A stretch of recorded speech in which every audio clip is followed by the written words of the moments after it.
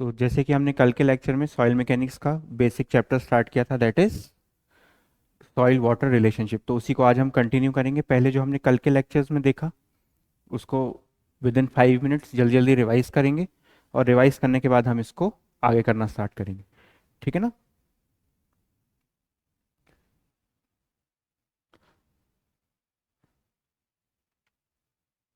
चलिए, सबसे पहले फर्स्ट चैप्टर है आपका प्रॉपर्टीज ऑफ सॉइल या फिर सॉइल वाटर रिलेशनशिप, दोनों चीज़ें। प्रॉपर्टीज ऑफ सॉइल चैप्टर, ठीक है ना? सॉइल वाटर रिलेशनशिप भी इसी चैप्टर को बोलते हैं, ठीक है ना? क्योंकि अभी हम डिफरेंट डिफरेंट रिलेशनशिप्स पढ़ेंगे। तो जब इसको इस लेक्चर को हम जब स्टार्ट कर रहे थे, तो बेसिक क्या था हमारा कि जो मेन टर्म्स हमने क्या पढ़ी, पेडोजेनेसिस। तो पेडोजेनेसिस का मतलब क्या है कि जब भी सॉइल का formation, the process of formation of soil is known as pedogenesis. Father कौन है जिसने वर्ड कॉइन किया सॉइल मैकेनिक्स? वो है कार्ल तरजागी, ठीक है ना? अब आपको क्या याद रखना है? सॉइल, सबसे पहले सॉइल का क्या हो रहा है, सॉइल फॉर्मेशन कैसे हो रहा है? तो सॉइल का फॉर्मेशन हो रहा है बाय डिसइंटीग्रेशन ऑफ रॉक्स। तो डिसइंटीग्रेशन ऑफ रॉक्स से क्या हो रहा है, सॉइल का फॉर्मेशन हो रहा है। और सॉइल का डिसइंटीग्रेशन हो रहा है किस तरीके से हो रहा है? उसके तरीके से दो सॉइल है, फिजिकली वेदर्ड, वेदरिंग हो रही है, तो फिजिकली वेदर्ड हो रहा है या केमिकली वेदर्ड हो रहा है। अगली चीज मैंने आपको क्या बताई, सॉइल क्या हो सकती है, या तो फिजिकली वेदर्ड हो सकती है, सॉइल क्या हो सकती है, या तो फिजिकली वेदर्ड हो सकती है या फिर केमिकली वेदर्ड हो सकती है। या तो फिजिकली वेदर्ड हो सकती है या तो केमिकली वेदर्ड हो सकती है, ठीक है ना? तो अगर सॉइल फिजिकली वेदर्ड है, तो फिजिकली वेदर्ड है तो सॉइल की जो मिनरल्स होंगे या जो प्रॉपर्टीज होंगी वो सेम होगी एज इट्स पेरेंट रॉक। पर अगर केमिकली वेदर्ड है तो जरूरी नहीं है, चेंज होंगी properties from its parent rock. दूसरे तरीके की सॉइल और क्या हो सकती है, सॉइल आपकी या तो रेसिडुअल सॉइल होगी, कैसी सॉइल होगी, रेसिडुअल, या फिर ट्रांसपोर्टेड, या फिर ट्रांसपोर्टेड। तो रेसिडुअल सॉइल का मतलब क्या है कि अगर जहां पे सॉइल का फॉर्मेशन हो रहा है या जहां पे रॉक का डिसइंटीग्रेशन हो रहा है और सॉइल भी फॉर्म होके उसी जगह पे है, तो वो कौन सी सॉइल कहला जाएगी, आपकी रेसिडुअल सॉइल। और ट्रांसपोर्टेड सॉइल क्या है, अगर एक जगह से दूसरी जगह पे जा रहा है तो वो कैसी सॉइल है, सॉइल का फॉर्मेशन एक जगह से होकर दूसरी जगह पे डिपॉजिट हो रही है तो वो कैसी सॉइल है, आपकी ट्रांसपोर्टेड सॉइल। फिर आपने उसके बाद डिफरेंट डिफरेंट डेफिनेशंस पढ़ी, ठीक है ना? ये सारी चीजें मैंने आपको जल्दी जल्दी फिर से रिवाइज करा दी, ठीक है ना? उसके बाद फॉर्मेशन ऑफ सॉइल को हम क्या बोलते हैं, पेडोजेनेसिस। कैसी हो सकती है आपकी, या तो फिजिकली वेदर्ड हो सकती है, दैट इज मैकेनिकली वेदर्ड, या फिर केमिकली वेदर्ड, ठीक है ना? उसके बाद फॉर्मेशन ऑफ सॉइल, ठीक है ना? फॉर्मेशन ऑफ सॉइल में अगला क्या है, if weathered rock material is retained over parent rock, तो soil is termed as residual soil. Otherwise अगर ट्रांसपोर्ट हो रही है तो इधर से फॉर्मेशन होने के बाद इधर डिपॉजिट हो रही है आके, तो उसको हम क्या बोलते हैं, ट्रांसपोर्टेड सॉइल। अब मैंने आपको क्या बताया था, ये साइकिल है, इरोजन है, ट्रांसपोर्टेशन है, डिपोजिशन है और अपहीवल है, ठीक है ना? इरोजन होगा, ट्रांसपोर्टेशन होगा, डिपोजिशन होगा और अपहीवल होगा। पर अगर आपकी सॉइल ट्रांसपोर्टेड सॉइल नहीं है तो ये वाला स्टेप उस पर नहीं होगा, इरोजन होगा, डिपोजिशन होगा और अपहीवल हो जाएगा। ये सारी बातें हो गई, ठीक है ना? नेक्स्ट, अब अलग अलग फोर्सेस हैं जो ट्रांसपोर्ट कर रहे हैं सॉइल को, तो कौन कौन से फोर्सेस हो सकते हैं? एक फोर्स हो सकता है रनिंग वाटर का, एक हो सकता है विंड का, आइस से भी सॉइल ट्रांसपोर्ट हो सकती है, ग्रेविटी के थ्रू हो सकती है और इन किसी के भी कॉम्बिनेशन से। तो लास्ट वाला पॉइंट क्या है, soil transported by combined action of any of the above, ठीक है ना? नेक्स्ट, उसके बाद अगला, फिर हमने डिफरेंट टाइप्स ऑफ सॉइल्स पढ़ी थी। तो मैंने क्या कहा था कि ज्यादातर सॉइल्स को हम इंडिया के एक पर्टिकुलर एरिया से याद रख सकते हैं, ये याद रखने का तरीका है जिससे आपको एग्जाम में भूले ना। तो अलुवियल सॉइल कौन सी सॉइल होती है, जो ट्रांसपोर्ट करी जाती है by the force of running water. तो कैसी सॉइल है ये, physically weathered plus transported soil. अगर कोई भी अलुवियल सॉइल है तो वो कैसी है, फिजिकली वेदर्ड और ट्रांसपोर्टेड सॉइल। उसके बाद दूसरा पढ़ा था हमने लैक्यूस्ट्राइन सॉइल। तो लैक्यूस्ट्राइन सॉइल में क्या था, लेक में डिपॉजिट स्टिल वाटर की वजह से, ठीक है ना? थर्ड हमने कौन सी पढ़ी थी, दो हो गई। थर्ड हमने कौन सी पढ़ी हमारी, मैरीन सॉइल। तो मैरीन सॉइल कहीं भी डिपॉजिट हो सकती है, ठीक है ना। सी वाटर से जो डिपॉजिट हो रहा है उसको हम क्या बोल रहे हैं, सी वाटर में जो सेडिमेंट्स हैं या सस्पेंशन है वो जब डिपॉजिट हो रहे हैं तो उसको हम क्या बोलते हैं, मैरीन सॉइल। सॉरी एक छूट गई बीच से, ठीक है। एओलियन सॉइल क्या है, अगर विंड की वजह से सॉइल एक जगह से दूसरी जगह ट्रांसपोर्ट हो रही है तो उसको हम क्या बोलते हैं, एओलियन सॉइल। चलिए कोलोवियल सॉइल क्या है, यहाँ पे कौन सा फोर्स होगा, ग्रेविटेशनल फोर्स, यहाँ पे लिखा हुआ है क्लियर, कौन सा फोर्स होगा आपका, ग्रेविटेशनल फोर्स। कौन सा होगा आपका, ग्रेविटेशनल फोर्स। एक छूट गया क्या बीच में, हाँ। ग्लेशियल सॉइल क्या है, अगर आइस के से ट्रांसपोर्ट की जा रही है सॉइल तो वो कौन सी हो जाएगी, ग्लेशियल सॉइल, ठीक है। बैरन आइलैंड्स का एग्जांपल क्यों दिया, only active volcano in India, Andaman and Nicobar में, यहाँ पे मार्ल सॉइल, कौन सी, मार्ल, कौन सी, मार्ल। नेक्स्ट चलते हैं, ठीक है ना। बेंटोनाइट सॉइल क्या है, मोंटमोनाइट ज्यादा प्रेजेंट होता है इसमें, केमिकली वेदर्ड है ये, ठीक है ना। और प्लास्टिक और स्वेलिंग एंड श्रिंकेज प्रॉपर्टीज इसमें होती हैं, हाईली प्लास्टिक है, स्वेलिंग है और श्रिंकेज है। इसी चैप्टर में हम आगे ये सारी प्रॉपर्टीज डिस्कस करेंगे कि क्यों ऐसा है। ब्लैक कॉटन सॉइल में भी मोंटमोनाइट बहुत हाई कंटेंट में होता है, ये भी एक तरीके से रेसिडुअल सॉइल है और high percentage of clay mineral montmorillonite present होता है इसमें। किसके लिए सूटेबल है ये, ग्रोइंग कॉटन के लिए। लेटराइट सॉइल कहाँ पे है, लेटराइट सॉइल का याद रखना आपको, लेटराइट सॉइल आपको ऐसी जगह पे मिलेगी जहां पे ह्यूमिडिटी ज्यादा है। तो ह्यूमिडिटी हमेशा कहाँ पे ज्यादा रहेगी, कोस्टल रीजन में इंडिया की, ठीक है ना। तो उससे हमने याद किया था लेटराइट सॉइल को, ठीक है ना। तो कौन सी प्रोसेस हो रही है यहाँ पे, chemical process, leaching, that is washing out of chemical compound of iron oxide and aluminium oxide, red colour की सॉइल जो होती है, ठीक है ना। उसके बाद पीट और मक पढ़ा था हमने, तो ये मक हो गया, ठीक है ना। अब मैंने बताया था ओवर फ्लडिंग ऑफ रिवर जब हो जाती है उसके बाद जो सॉइल डिपॉजिट आपको रिवर्स के किनारे दिखता है उसको हम क्या बोलते हैं, पीट। नेक्स्ट मक, सॉरी पीट वो मक था, पीट क्या है, entirely consist of vegetative matter, different different stage में डिकम्पोजिशन हो रहा होगा अलग अलग ऑर्गेनिक कंपाउंड का, completely consist of vegetative matter. आपने जो बिल्कुल ब्लैक कलर में देखा होगा ना, तो वो क्या है आपका, पीट, ठीक है ना। मक एंड पीट, और मक और पीट को दोनों को साथ में क्या बोलते हैं, क्यूमुलस सॉइल, दोनों को साथ में क्या बोलते हैं, क्यूमुलस सॉइल, दोनों को और क्या बोलते हैं, क्यूमुलस सॉइल, ठीक है ना। और लूम क्या है, sand plus silt plus clay. Tough क्या है आपका, ये भी वॉल्केनिक इरप्शन से बनती है, ejected from the volcanoes during explosion which may be transported due to wind और वाटर, ठीक है ना। वही मैंने बताया, peat and muck are also termed as cumulus soil. यहां तक हमने कल डिस्कशन कर लिया था। अब आगे चलते हैं, जैसे कि मैंने कहा था कि इसके बाद से आपकी मेन चीजें स्टार्ट होंगी। अभी तक तो सारा ये ज्यादा बेसिक नहीं था, बेसिक था, पर फिर भी जो पहले हमने इसके पढ़ा वहां से क्वेश्चंस फिर भी आते हैं। अब यहां से हम बात करेंगे सॉइल वाटर रिलेशनशिप की, ठीक है ना। तो अब आपको पता है कि कोई भी अगर एक सॉइल है, ठीक है ना, तो उसके अंदर पोर्स प्रेजेंट है, ठीक है ना। सॉइल के अंदर क्या है, पोर्स प्रेजेंट है, तो क्या है, वॉइड्स हैं, ठीक है ना। तो सॉइल में क्या क्या, तीन चीजें हैं। पहली चीजें हैं उसमें सॉलिड्स, क्या है उसमें, सॉलिड्स प्रेजेंट है, ठीक है ना। उसमें वाटर प्रेजेंट हो सकता है और वाटर और ये एयर प्रेजेंट हो सकती है। यहां पे क्या प्रेजेंट है, एयर भी प्रेजेंट है, वाटर, सॉलिड और एयर, तीन चीजें प्रेजेंट हो सकती हैं। तो सॉइल हमारा कैसा सिस्टम होता है, it is a three phase system.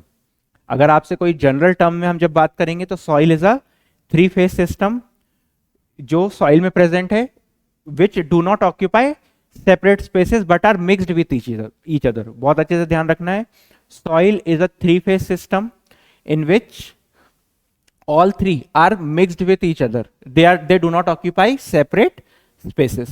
तो क्या है, तीनों चीजें, सॉइल का जो स्ट्रक्चर होगा वो आपका कैसा होगा, इस तरीके का होगा, ठीक है ना। उसको समझने के लिए या उसको उसकी प्रॉपर्टीज को डिफाइन करने के लिए कितना वाटर कंटेंट है, हम उसको इस तरीके से रिप्रेजेंट कर लेते हैं, ठीक है ना। कैसे रिप्रेजेंट कर लेते हैं, थ्री फेज सिस्टम में, 1 2 एंड 3। कौन से थ्री फेज सिस्टम है, कुछ जगहों पे आपको एयर की जगह गैस भी लिखा होगा, ठीक है ना, तो कंफ्यूज नहीं होना है, ठीक है ना। Air, water and solid. चलिए अब इससे बात करते हैं इसके बारे में, ठीक है ना। तो आपको आपको सबसे पहले क्या समझना है कि soil is a three phase system which contains air, solids and water which do not occupy separate spaces but are mixed with each other, ठीक है ना। पर हम उसको ईजिली समझने के लिए क्या कर लेते हैं, उसको डिफरेंट डिफरेंट स्पेसिस में समझने की कोशिश करते हैं। तो ठीक है ना, अब अगर हम इसको यहां से समझें तो तीन चीजें हैं, हम यहाँ पे मेन चीजें लेके चलेंगे। अब दो तीन चीजें आपको बहुत इंपॉर्टेंट मैं आपको पहले बता दूं, जो आपको हमेशा याद रखना है। जब भी हम वेट ऑफ सॉलिड की बात करेंगे और वॉल्यूम ऑफ सॉलिड की बात करेंगे किसी भी चीज में, ठीक है ना, तो वो सबसे ज्यादा अच्छी, किसी चीज की आपको प्रॉपर्टी डिफाइन करनी है, ठीक है ना, आपको किसी चीज की प्रॉपर्टी डिफाइन करनी है, तो उसके लिए जो उसका सबसे अच्छा पैरामीटर है, अच्छा पैरामीटर मतलब मैं ये कहना चाह रहा हूं, अच्छा पैरामीटर मीटर मतलब जो चेंज नहीं हो रहा है, ठीक है ना। फॉर एग्जाम्पल किसी की एज हो गई है 25 ईयर्स, ठीक है ना, अब उसकी हाइट में चेंज नहीं आ रहा है, ठीक है ना। अब जित मतलब 25 ईयर्स के हमने एक ग्रुप बनाया 100 पीपल का, ठीक है ना, अब उन सब की हाइट चेंज नहीं हो रही है। अब 25 ईयर्स के बाद तो 99.99% चांसेस है कि आपकी हाइट चेंज नहीं होगी, ठीक है ना। तो अब एक पैरामीटर मेरे पास आ गया कि मैं किस चीज पे बात करूंगा, हाइट के टर्म्स में। क्यों? क्योंकि आज से मैंने कहा कि मुझे एक ग्रुप मैंने बनाया, फॉर एग्जांपल मैंने 100 लोगों को लिया, 100 स्टूडेंट्स कंसीडर किए, ठीक है ना, और इनकी मैं क्या प्रॉपर्टी ले रहा हूं या किस चीज के ऊपर बात कर रहा हूं, हाइट के ऊपर बात कर रहा हूं, ठीक है ना। अब मैंने कहा कि जितने लोगों की हाइट बिलो 5 फीट है, बिलो 5 फीट है, ऐसे कितने हैं, 40 हैं। अबव 5 फीट है, सॉरी इसको ऐसे नहीं लेते, तीन कैटेगरीज बना लेते हैं। बिलो 5 फीट है तो ऐसे 40 हैं, ठीक है ना। 5 फीट से लेके 6 फीट तक कितने हैं, 5 फीट से 6 फीट के इंटरवल में कितने हैं, फॉर एग्जांपल 50 हैं। और ग्रेटर देन 56 फीट, 6 फीट से ग्रेटर वाले कितने हैं आपके पास, 10, ठीक है ना। अब आज से जब 10 साल बाद भी मैं बात करूंगा ना, फॉर एग्जाम्पल आज वो प्रेजेंट एज उनकी 25 है, पर प्रेजेंट एज के बाद जब मैं आज से 10 साल बाद भी बात करूंगा तो भी मैं अगर ये ग्रुप बना के चलूंगा और उन्हीं 100 स्टूडेंट्स को बुलाऊं तो अभी भी 40 ही रहेगा, 50 ही रहेगा और 10 ही रहेगा। तो ये वो प्रॉपर्टी है जो ज्यादा वेरी नहीं कर सकती है, जो ज्यादा वेरी नहीं कर रही, इसके हिसाब से हम किसी चीज को अगर डिफाइन करेंगे तो हर बार सेम कंक्लूजन में पहुंचेंगे। समझ में आया? सेम कंक्लूजन क्या है कि अगर मैंने कहा इन 100 स्टूडेंट्स को मैंने वापस से बुलाया और मैंने कहा कि भैया जितने लोगों की हाइट 5 फीट से कम है वो सबसे आगे वाली रोज में पहले ऑक्यूपाई करेंगे, फिर बाकी लोग बैठेंगे, तो हर बार कितने ही लोग आके बैठेंगे, 40। तो ये होता है एक पर्टिकुलर प्रॉपर्टी जो बार बार चेंज नहीं होती है, उस पर जब हम किसी चीज को डिफाइन करते हैं तो वो हर बार एक सेम कंक्लूजन में हमको पहुंचाता है। इसलिए तो अब मैंने क्या समझाने की, अब ये मैंने आपको एक एग्जांपल दिया, मेन मुझे आपको समझाना क्या है कि जब भी हम वेट ऑफ सॉलिड के टर्म्स में बात करेंगे और वॉल्यूम ऑफ सॉलिड के टर्म्स में बात करेंगे, ठीक है ना, वेट ऑफ सॉलिड और वॉल्यूम ऑफ सॉलिड, तो दोनों चीजें चेंज नहीं होंगी, ठीक है ना। आप कैसे, सॉइल का एग्जांपल ले लेते हैं। फॉर एग्जांपल मेरे पास सॉइल है, ठीक है ना, इस सॉइल को, इसका वेट जितना अभी यहां है, इसको उठा के लेके जाऊंगा, वेट ऑफ सॉलिड्स, ठीक है ना, वेट ऑफ सॉलिड जितना इसका यहां है, अगर मैं इसको उठा के लेके जाऊंगा और दूसरी जगह पे रख दूंगा तो भी इसका वेट ऑफ सॉलिड सेम रहेगा। अब आपको समझना है कि वेट ऑफ सॉलिड्स क्या है। पहली चीज जो आपको दिमाग में, मैं आपको अभी समझ में नहीं भी आया तो सिर्फ दो चीजें आपको याद रखनी है कि जब भी हम वेट ऑफ सॉलिड और वॉल्यूम ऑफ सॉलिड्स के टर्म्स में बात करेंगे तो वो हमें एक बेटर कंक्लूजन देगा या हमें एक अच्छा रिजल्ट देगा, ठीक है ना, बस इतना समझना है आपको। चलिए आगे करते हैं हम, यहां पे अब हम उस चीज को एक एक करके अप्लाई करते हैं, ठीक है ना। हम एक ऐसा पैरामीटर लेके चलने की कोशिश करेंगे हमेशा, या अलग अलग पैरामीटर्स में बात जरूर करेंगे, पर अगर कहीं पे वॉल्यूम ऑफ सॉलिड्स आ गया या वेट ऑफ सॉलिड्स आ गया तो हम हमेशा कहेंगे कि ये ज्यादा अच्छे से किसी चीज की प्रॉपर्टी को डिफाइन कर रहा है, ठीक है ना। तो अब आप मुझे बताओ, चलो यहां से नहीं, इस पीछे वाले से ही समझाता हूं, पहले वहां बनाएंगे हम फिर करते हैं, ठीक है ना। अब ये देख रहे हो आप, यहाँ पे एक साइड पे मैं वॉल्यूम लिखूंगा और एक साइड पे मैं लिखूंगा वेट। तो इसको कैसे लिखते हैं हम, ये है हमारा वॉल्यूम ऑफ एयर, ठीक है, ये है हमारा वॉल्यूम ऑफ वाटर, ठीक है, और ये है हमारा वॉल्यूम ऑफ सॉलिड्स। क्लियर? अगर आप यहां पे लिखेंगे, अब देखो ये कैसी सॉइल है, इसमें एयर भी है, वाटर भी है और सॉलिड्स भी हैं। अब इसकी जगह अगर जो ये एयर है इसकी जगह पे भी मैंने वाटर को फिल कर दिया, तो ये क्या हो जाएगा आपका, ये है आपका थ्री फेज। ये कैसा है आपका, थ्री फेज सिस्टम, ठीक है ना। अब यहां पे हम कैसे आ गए, ये है हमारा two phase, two phase system. अब यहां पे क्या हुआ है, हमने जिस जगह पे एयर थी वहां पे भी क्या कर दिया, हमने वाटर को फिल कर दिया। तो अब वाटर को फिल कर दिया तो ये क्या हो गया, पूरा का पूरा किस पे कन्वर्ट हो गया, ये वॉल्यूम ऑफ वाटर पे। और ये क्या हो गया हमारा, वॉल्यूम ऑफ सॉलिड्स हो गए, ठीक है ना।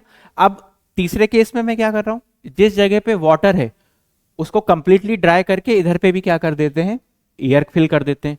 तो अब ये क्या बन गया मेरे लिए, अब ये मेरे लिए क्या बन गया, volume of air and volume of solid. अब आप एक चीज देखो यहां पे, मैंने अभी आपको क्या समझाया था कि हम एक ऐसे पैरामीटर्स के टर्म में जब बात करेंगे जो बार बार वेरी नहीं कर रहा है, जो बार बार वेरी नहीं कर रहा है, तो हम किसी भी प्रॉपर्टी को ज्यादा अच्छे से डिफाइन कर सकते हैं। ये बात मैंने आपको अभी कही, ये बात मैंने आपको अभी कही, ठीक है ना। तो अब देखो आप कहीं पे भी वॉल्यूम ऑफ सॉलिड्स चेंज नहीं हो रहे तीनों केस में, ठीक है ना। अब वॉल्यूम ऑफ एयर और वॉल्यूम ऑफ वाटर को कंबाइन में हम क्या बोलते हैं, इसको हम कंबाइन में बोलते हैं वॉल्यूम ऑफ वॉइड। इसको हम क्या बोलते हैं, वॉल्यूम ऑफ वॉइड।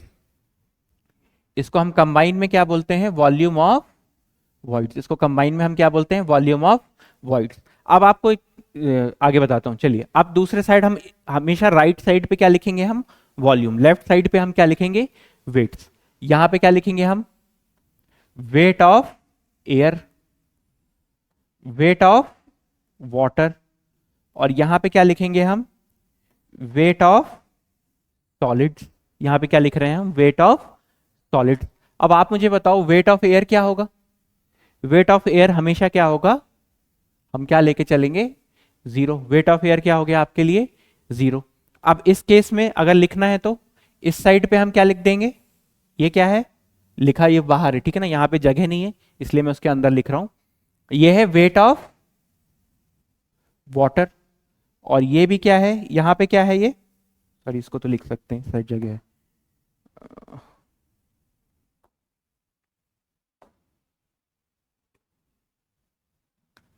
यहां पे क्या है ये आपका वेट ऑफ सॉलिड, क्या हो गया ये, वेट ऑफ सॉलिड। अब इधर चलते हैं लास्ट वाले केस में। अब यहां पे क्या है, वाटर तो है नहीं, तो ये क्या हो जाएगी आपका वेट ऑफ एयर, जो कि क्या होता है हमेशा जीरो। और ये क्या हो गया आपका वेट ऑफ सॉलिड, इसके केस में ये क्या हो गया, वेट ऑफ सॉलिड। तो ऐसे रिप्रेजेंट करते हैं। और लास्ट वाला भी आपका क्या है, टू फेज सिस्टम। कैसा सिस्टम है आपका, टू फेज सिस्टम है, ठीक है ना। अब अगली बात आपको समझना है कि वॉल्यूम ऑफ वॉइड्स क्या होगी। वॉल्यूम ऑफ वॉइड्स का मतलब ये है कि किसी भी सॉइल में वो जगह जहां पे या तो एयर फिल होगी या फिर वाटर फिल होगा, या तो फिर दोनों चीजें भी फिल हो सकती हैं, एयर वाटर दोनों भी हो सकते हैं, ठीक है ना। या तो एयर फिल होगी या तो वाटर होगा या फिर दोनों चीजें भी हो सकती हैं, ठीक है ना। तो वॉल्यूम ऑफ वॉइड्स का क्या मतलब है आपके लिए, volume of voids equals to volume of air plus volume of voids. Volume of voids, sorry volume of air and volume of water, ठीक है ना। तो वॉल्यूम ऑफ वॉइड्स क्या है आपके लिए, volume of air plus volume of water. तो इस दोनों को कंबाइन करके हम क्या बोलते हैं, वॉल्यूम ऑफ वॉइड्स, ठीक है ना। अब देखो वही जो चीज मैं बार बार कह रहा था कि पूरे तीनों फेज में, यहाँ पे थ्री फेज सिस्टम है, यहाँ पे टू फेज सिस्टम है, और यहाँ पे भी टू फेज सिस्टम है। तो इन तीनों में देखो आप कहीं पे भी वेट ऑफ सॉलिड चेंज नहीं हुआ या वॉल्यूम ऑफ सॉलिड चेंज नहीं हो रहा है। यहां तक की बात आपको समझ में आई। अब ये सिंपली क्या है, a soil is a three phase system that consist of air water and solid which do not occupy separate spaces but are mixed with each other, but are mixed with each other, ठीक है ना।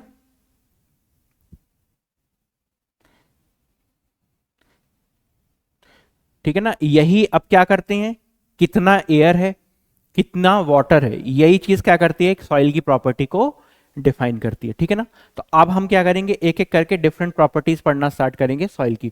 ये मैंने आपके लिए diagram बना दिया, ठीक है ना। हमेशा याद रखना वॉल्यूम को हमेशा राइट साइड पे लिखना, आपके लिए राइट साइड पे है ये, ठीक है ना।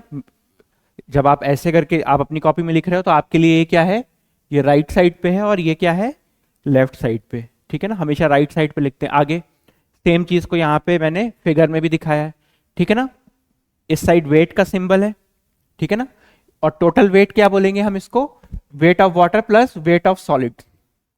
टोटल वेट क्या है आपका, weight of water plus wait of solid, ठीक है ना, और टोटल वॉल्यूम ऑफ वॉइड क्या है, ये हो गई टोटल वॉल्यूम, ठीक है ना। अगर टोटल वॉल्यूम की बात करेंगे यहाँ पे तो क्या हो जाएगा, volume of void plus volume of solids. और अभी मैंने आपको बताया वॉल्यूम ऑफ वॉइड्स क्या होती है, यहां पे लिख देता हूं, वॉल्यूम ऑफ वॉइड्स क्या होती है, volume of air plus volume of water.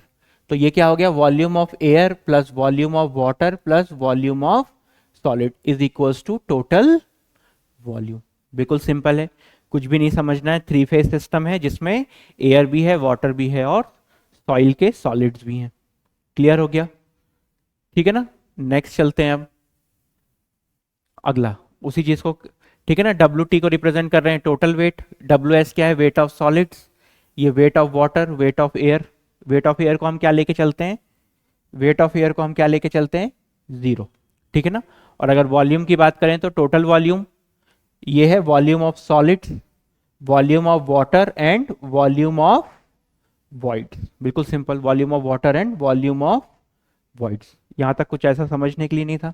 अब हम करके एक एक करके क्या करेंगे, कितना वाटर है कितनी एयर है, इससे डिफरेंट डिफरेंट प्रॉपर्टीज आती हैं सॉइल की, ठीक है ना।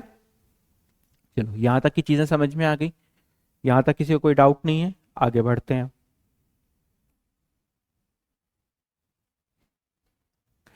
चलो पीछे वाले डायग्राम से अब हम, यहाँ पे आपने समझ लिया, आपको समझ में आ रहा है। अब मैं क्या करूंगा, मेरा पढ़ाने का तरीका क्या है, पहले जो भी अब अगली 5 प्रॉपर्टीज हमको इंपॉर्टेंट पढ़नी है उसका एक ओवरव्यू देंगे, और ओवरव्यू देने के बाद एक एक करके सारी चीज़ों को वापस से पढ़ेंगे, तो हम तुरंत ही 2 बार कर लेते हैं, ठीक है ना। तो आपके दिमाग में, अगर आप कॉन्सेंट्रेट करके क्लास में बैठे हो, अगर ये क्लास आपकी ऑनलाइन अपलोड हो रही है ना, अगर जब ये ऑनलाइन अपलोड होगी तो अगर आप इसको 1.5 में भी देख रहे हो तो अगर आप तुरंत में ही आप 2 बार देख लोगे।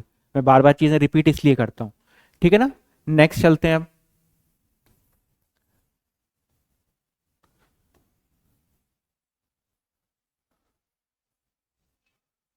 अब कौन कौन सी चीजें पढ़ने वाले हैं हम। पहली प्रॉपर्टी हमें पढ़ना है, सबसे फर्स्ट है हमारा, सबसे पहले हम पढ़ेंगे वाटर,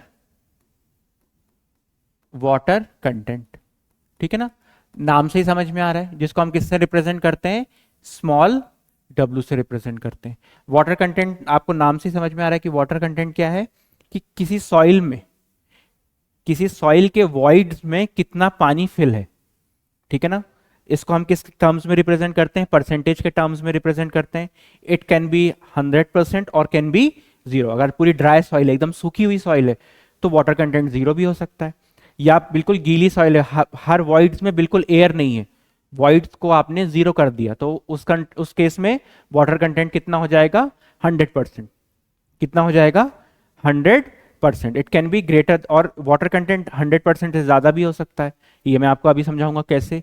वाटर कंटेंट 100% से ज्यादा, it can be greater than equal to 0, ठीक है ना, सॉरी, हाँ, it can be greater than equal to 0। Water content 100% भी हो सकता है और 0 भी हो सकता है, ठीक है ना। नेक्स्ट दूसरा हम क्या पढ़ेंगे उसके बाद, दूसरा है हमारा वॉइड रेशियो। दूसरा हम पढ़ेंगे वॉइड रेशियो, ठीक है ना, वॉइड रेशियो, जिसको हम किससे रिप्रेजेंट करेंगे, स्मॉल ई से। तीसरा हम पढ़ेंगे पोरोसिटी, पोरोसिटी को हम किससे रिप्रेजेंट करेंगे, स्मॉल एन से, ठीक है ना। उसके बाद चौथा हम पढ़ेंगे degree of, degree of saturation, degree of saturation. पांचवा हम पढ़ेंगे एयर कंटेंट, एयर कंटेंट।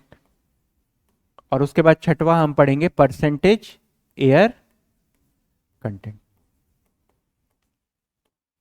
चौथा हम छठवां हम पढ़ेंगे परसेंटेज एयर कंटेंट, ठीक है ना। अब वॉइड रेशियो और पोरोसिटी क्या बता रहा है, ठीक है ना, किसी भी सॉइल में, ठीक है ना, अब अगली बात करते हैं हम किसकी, वॉइड रेशियो की। तो वॉइड रेशियो का सिंपल फॉर्मूला क्या होता है, volume of voids to the volume of solids. और ये दोनों एक ही टर्म्स हैं, दोनों ऑलमोस्ट सेम ही चीजें। ये क्या बताती हैं, वॉल्यूम ऑफ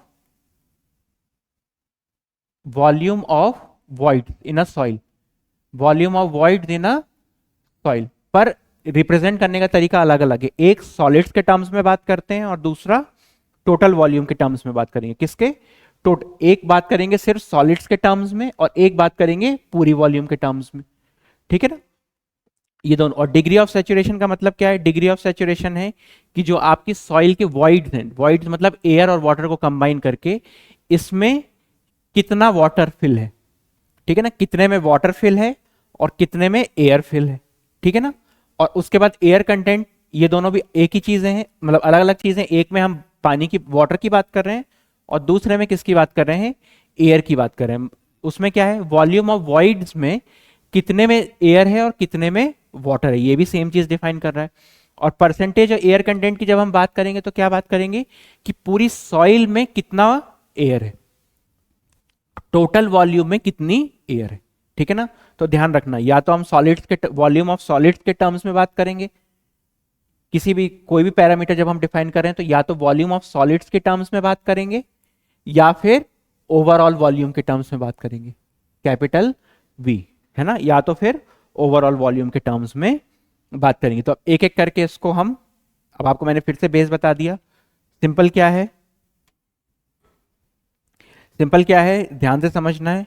वाटर कंटेंट क्या है कि सॉइल में कितना वाटर, वेट ऑफ वॉलेट to the weight of solids, मतलब वाटर कितना है in comparison to weight of solids के कंपैरिजन में, ठीक है ना। वाटर का वेट कितना है in compare to weight of solids, मतलब सॉइल के जो सॉलिड्स हैं उसके वेट के कंपैरिजन में।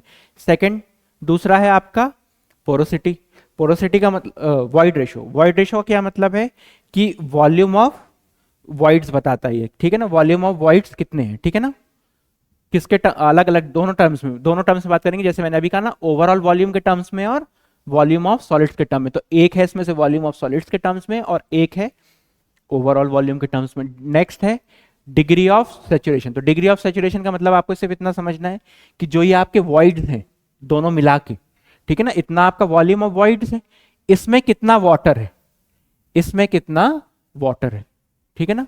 दूसरा अगला है आपका एयर कंटेंट। तो अब इसका सिर्फ चेंज हो जाएगा, वाटर की जगह क्या आ गया, एयर। अब हम किस चीज की बात करेंगे कि ये जो आपके वॉल्यूम ऑफ वॉइड्स हैं इसमें कितने में एयर है, कितने में इसमें एयर है। और थर्ड जो लास्ट हम बात कर रहे हैं एयर कंटेंट। एयर कंटेंट में हम ये देखेंगे सॉइल में कि टोटल जो वॉल्यूम है यहां से लेके यहां तक, उसमें से कितने में आपके एयर फिल है, ठीक है ना, कितना परसेंटेज ऑफ एयर है, कितना परसेंटेज ऑफ एयर है, ठीक है ना। और फिर देखेंगे कि रेंज कहां से कहां तक वेरी कर सकती है, कितनी एयर हो सकती है। आप एक बात मुझे बताओ, जैसे आगे की बात हम करने के लिए एक पहले यहीं पे बेस कर लेते हैं। मैंने आपसे कहा कि volume of air equals to 100%। तो क्या कभी पॉसिबल है, किसी चीज में मैंने लिख दिया कि volume of air equals to 100%, मतलब उसमें सॉलिड्स है ही नहीं। तो जब सॉलिड्स है ही नहीं तो सॉइल तो हुई नहीं, तो वो क्या बन गया, एयर ही एयर बन गई।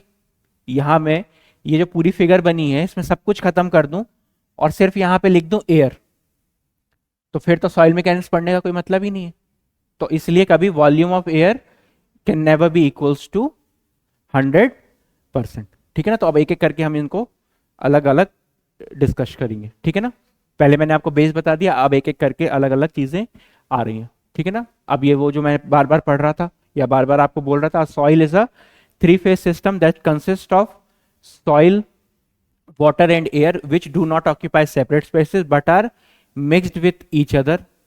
It defines properties which in turn defines the properties of the soil mass, which in turn defines the property of the soil mass। ठीक है, यहां तक की बात क्लियर हो गई। नेक्स्ट चलते हैं आप, ठीक है ना। अब सबसे पहला आ गया आपका वाटर कंटेंट। तो वाटर कंटेंट क्या है आपका, weight of water to the weight of solid. तो कैसे डिफाइन करते हैं, it is defined as the weight of water to the weight of solids. तो अगर इसको समझे हम तो ये कैसे आएगा, मैंने क्या बनाया था अभी आपके लिए 3-phase डायग्राम बनाया था, ये है आपका 3 फेज डायग्राम, ठीक है। यहां पे एयर है, sorry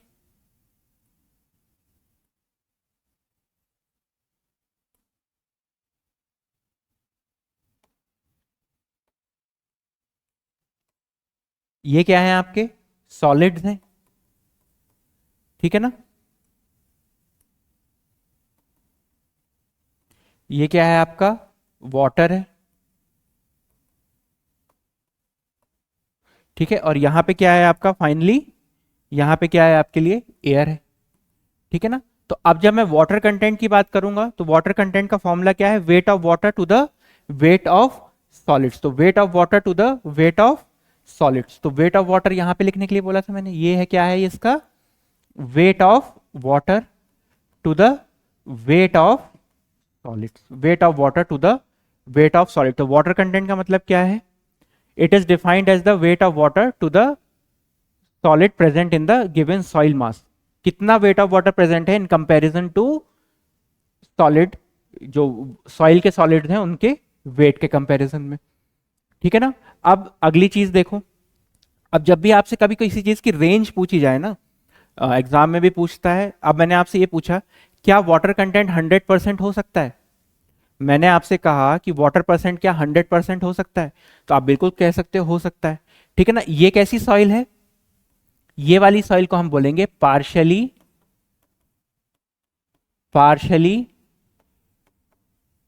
saturated soil. Partially saturated soil का मतलब क्या है कि इसमें एयर भी प्रेजेंट है और वाटर भी प्रेजेंट है। अब हम यहां से बात करना, ये हो गई कैसा, ये वाला जो केस बना ये कैसा है 3 फेज सिस्टम, ठीक है ना। ये कैसी सॉइल है, partially saturated soil.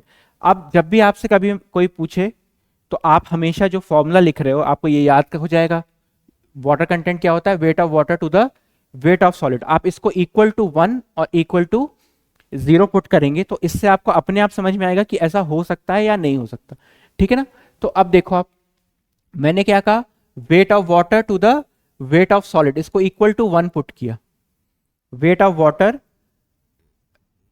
Divided by weight of solid equals to 1। तो आप देखो यहां पे क्या हो जाएगा, weight of water equals to weight of solid. ये तो पॉसिबिलिटी है, ऐसा तो हो सकता है ना, ऐसा हो सकता है, weight of water equals to weight of solids बिल्कुल हो सकते हैं, ठीक है ना। Weight of water equals to weight of solid हो सकता है। क्या ये 0 हो सकता है वेट ऑफ वाटर, ठीक है। तो अगर मैंने पूछा कि क्या वाटर कंटेंट की वैल्यू, वाटर कंटेंट की वैल्यू, यहां से मुझे क्या समझ में आया कि water content can be 100%, water content can be 100%। Next क्या कर रहा हूं मैं, water content equals to 0 put करके देख लेते हैं। तो weight of water divided by weight of solids equals to 0। तो वेट ऑफ वाटर क्या आ गया आपका, इक्वल्स टू 0।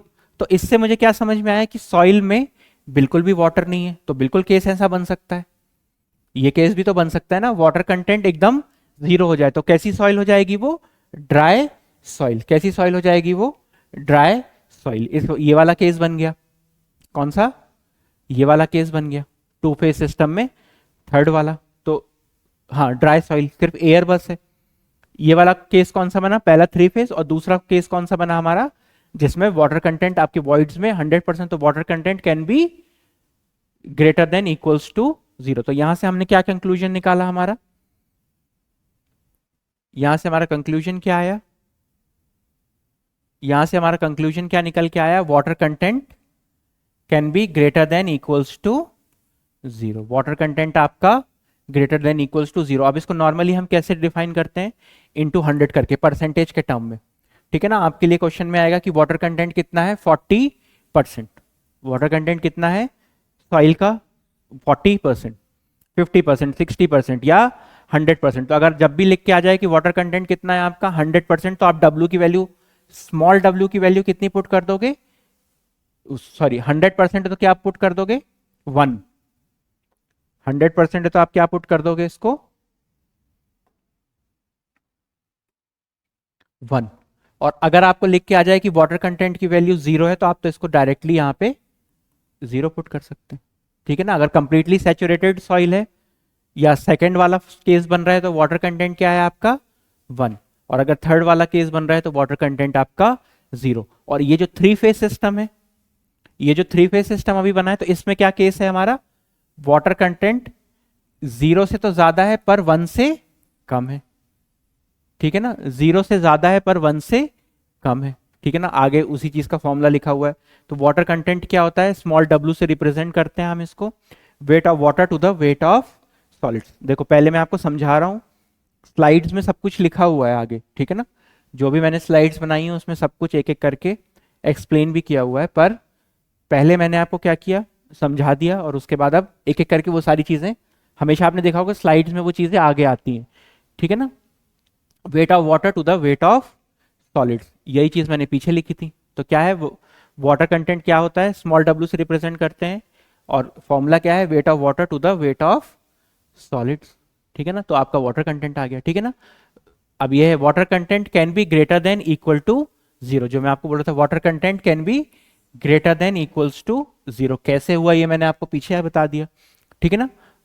अब आपको एक चीज और समझनी है, यहाँ पे ये जो सेकंड लाइन लिखी है इसको बहुत ध्यान से समझना पड़ेगा आपको, ठीक है ना। अब एक चीज पहले थर्ड पॉइंट समझ लेते हैं, उसके बाद मैं आपको सेकंड पॉइंट समझाऊंगा, ठीक है ना। सेकंड पॉइंट में उसके बाद समझाऊंगा, क्योंकि थर्ड पॉइंट इजी है समझना, फिर सेकंड की बात करेंगे। थर्ड पॉइंट में क्या लिखा है कि हम वाटर कंटेंट को एक और तरीके से डिफाइन कर सकते हैं। अभी देखो मैं आपसे बार बार कह रहा था ना, अभी हमने वाटर कंटेंट को किस टर्म्स में डिफाइन किया, इसका टोटल वेट क्या आएगा, this is the total wait, this is the total wait, capital W लिख लेता हूं मैं इसको, ठीक है ना। टोटल वेट क्या है, weight of water to the weight of solid. तो जब भी आपसे कोई, ज्यादातर आपको एग्जाम में क्वेश्चंस में क्या आएगा, वाटर कंटेंट ही आएगा, ठीक है ना। तो वाटर कंटेंट का फॉर्मूला क्या हो गया, weight of water to the weight of solid. पर किसी किसी केस में क्या दे देते हैं, ओवरऑल वाटर कंटेंट की बात कर लेते हैं। तो इसमें क्या होगा, वेट ऑफ, सॉरी को अच्छे से लिखना पड़ेगा, कैपिटल है वो, वाटर कंटेंट को जब भी डैश से रिप्रेजेंट कर रहे हैं तो ये कौन सा हो जाएगा, weight of water to the total weight का रेशो जब हम लेंगे, ठीक है ना। अभी हम वाटर कंटेंट आगे निकालेंगे भी, ठीक है ना। प्रैक्टिकल मेथड्स आपने, अगर आप सॉइल मैकेनिक्स पढ़ चुके हो कॉलेज में, तो आपने वाटर कंटेंट निकाला भी होगा, सॉइल को अवन में रखा होगा, अवन ड्राई मेथड हो गया, इंफ्रारेड मेथड हो गया, ठीक है ना। तो एक सिर्फ कैल्शियम कार्बाइड मेथड एक ऐसी होती है, हम 5-6 मेथड्स पढ़ेंगे, उसमें से कैल्शियम कार्बाइड मेथड बस एक ऐसी है जिसमें हमारा वाटर कंटेंट कौन सा वाला आता है, ओवरऑल वेट के टर्म्स में। बाकी जितने भी हम एक्सपेरिमेंट करेंगे उसमें कौन से टर्म्स में हम वाटर कंटेंट निकालेंगे, हमारा जो मेन इंपॉर्टेंट वाला है। इसको मैं इंपॉर्टेंट इसलिए बोल रहा हूँ, इंपॉर्टेंट दोनों ही है, प्रैक्टिकल फील्ड में कुछ भी हो सकता है, पर हमारे एग्जाम पॉइंट ऑफ व्यू से कौन सा वाला ज्यादा इंपॉर्टेंट है, weight of water to the weight of solid. अब मैं अपना जो एक पॉइंट पहले कह के आ रहा था उस चीज को फिर जस्टिफाई कर रहा हूं।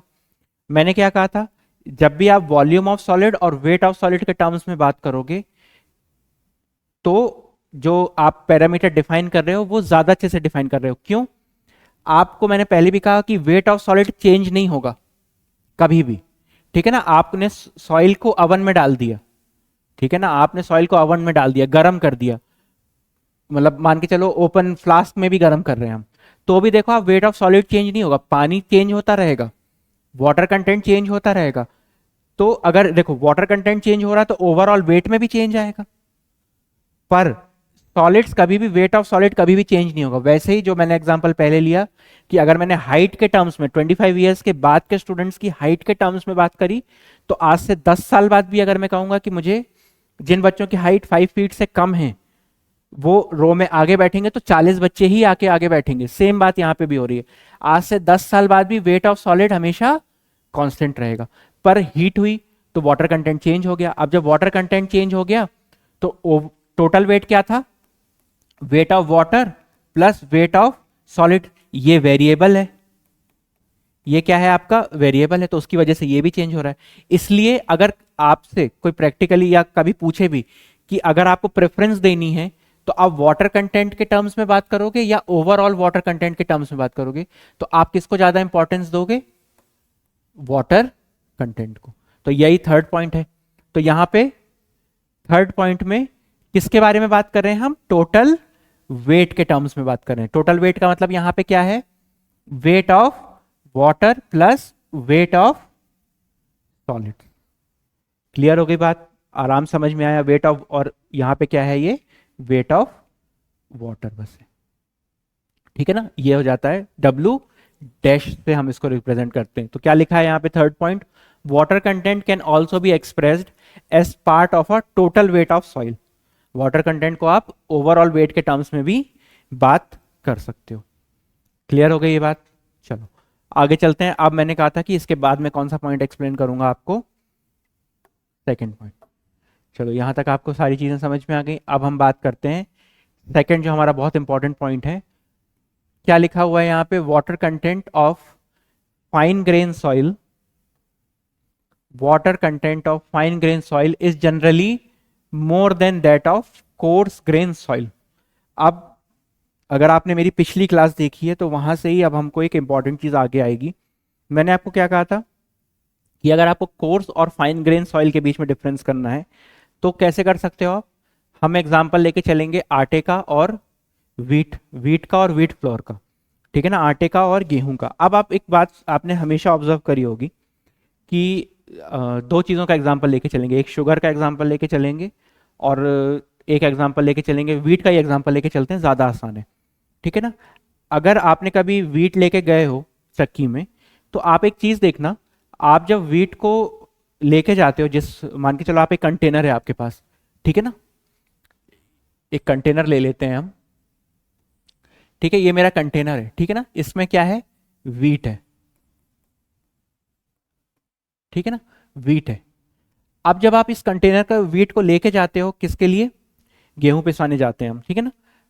जब आप इसको फ्लोर मिल में लेके जाओगे तब आपने देखा होगा कि जब भी आप लेके जाते हो तो आपके घर पे क्या करते हैं, उसको सिर्फ यहां तक फिल किया जाता है, यहां तक वीट फिल करते हैं। यहां तक क्या फीट फीट फिल करते हैं हम, वीट सिर्फ यहां तक फिल करते हैं। क्यों? क्योंकि जब आप जाके उसको फिल करा के ले, जब आप उसको जाके ग्राइंड कराओगे तब क्या होगा, उसकी वॉल्यूम इंक्रीज होके वो यहां तक फिल हो जाता है। ठीक है ना, या फिर अगर आप यहां तक वीट, आपका पूरा कंटेनर ऊपर तक भरा हुआ है तो आपको एक अलग से कैरी बैग लेके जाना पड़ेगा जिसमें आप अलग से वीट फ्लोर लेके आओगे। तो क्या मतलब है, इसका मतलब यह है कि एयर कंटेंट बीच का बढ़ गया। देखो अब फिर मेरी बात ध्यान से सुनना, वेट ऑफ सॉलिड्स नहीं बढ़े।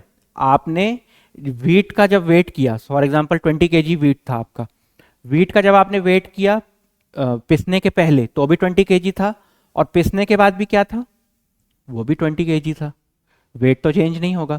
तो डिफरेंस कहां पे आया कि जब फाइन हो गई कोई चीज तो उसके अंदर वॉइड्स क्या हो गए, बढ़ गए। उसके अंदर वॉइड्स क्या हो गए, बढ़ गए। नंबर ऑफ वॉइड्स क्या हो गए, number of voids, volume of voids क्या हो गई, बढ़ गई। सिंपल चीज समझना, जब हमने उसको ग्राइंड कर लिया तो उसमें वॉल्यूम ऑफ वॉइड्स क्या हो गए, बढ़ गए।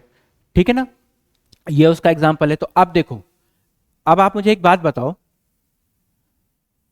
एक सॉइल है, ठीक है ना, जो कोर्स ग्रेन सॉइल है, फॉर एग्जांपल वीट, वो यहां तक फिल है, इसके बीच में वॉइड्स क्या है, कम है, वॉल्यूम ऑफ वॉइड्स इसके बीच में कम है। ठीक है ना, और दूसरे केस में फाइन सॉइल है, इसी को मैंने पीस दिया और यहां तक ऊपर तक आ गया ये।